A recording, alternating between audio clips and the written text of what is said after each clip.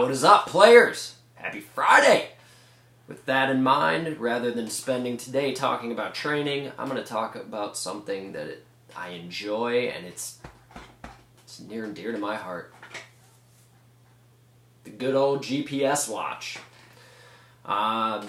There's a lot of content on this, but there's also a lot of options in the market.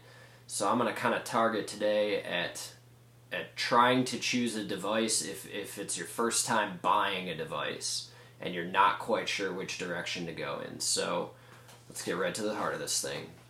I've created myself a little list, and I'm kind of going to do this video on, do I get a activity tracker or do I get like a GPS watch training device, or like a true sport watch? And I'm going to break that down into categories. So the sport watch category is kind of what I would consider your Garmin's, your Suunto, Polar, TomTom, whereas activity tracker is more going to be, you know, your Fitbit, your Misfit, Move, Samsung's got one, and I'm probably going to anger some people here, but I'm going to include Apple in that.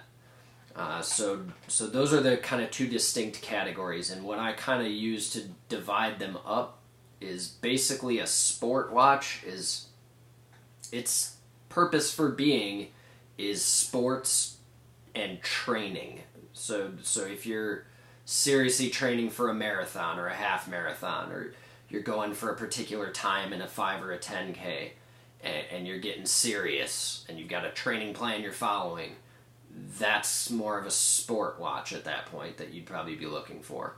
An activity tracker is more going to be your recreational, you know, somebody who's going for a jog and they want to know how far they went, and they're maybe curious how fast they ran.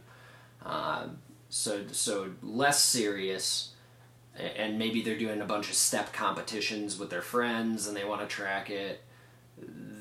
Then go more towards your activity tracker at that point if that's what you're looking for. So there are benefits and drawbacks to everything. You can get devices that'll do both, but usually most manufacturers are going to lean towards one or the other. So they'll have their specialty that they focus on, and then they'll say, yeah, we can do the other thing too.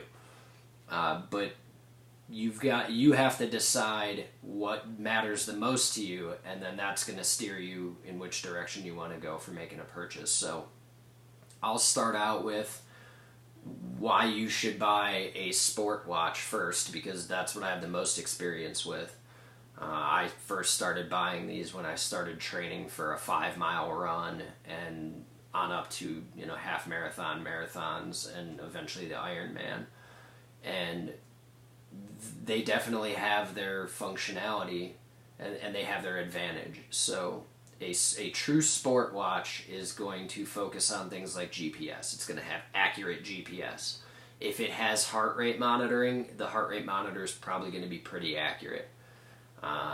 Some of them have some really cool ability to program them. So what I mean by that is, if you're following a specific training plan that says, hey, on Tuesday you need to do an interval set. You're going to start with a 10-minute warm-up, and then you're going to do 5 repeats of a half mile at a hard pace, followed by a 1-minute recovery, and then you're going to do a 10-minute cool down. A lot of these true sport watches will allow you to program that specific workout into your watch, and then your watch will what's the word I'm looking for? It'll notify you when it's time to switch. So after your 10 minutes are up, it beeps and says, okay, time to switch into interval mode. Really fancy ones will even say, and oh, by the way, during your interval, your heart rate should be between this and this. And it'll beep at you if you're not in the right heart rate. So as you can see, it's a training tool that's also a watch, and may also possibly do some activity tracking, like step count and sleep tracking. But that's not what it does best. That's not its strength. So moving into more of the activity tracker, because I have owned one. I owned the Fitbit Surge, which plays in a little bit of both worlds. but it was definitely more of an activity device that could also do GPS. So it had none of the functionality from a programming a workout standpoint. That wasn't even an option. It had fewer sport modes, so I think it had running and biking. But, for swimming, it's not even water resistant, so you couldn't swim with it. Whereas a lot of the sport watches you can. So pretty much that's where I would draw the line. What are you looking to do with it?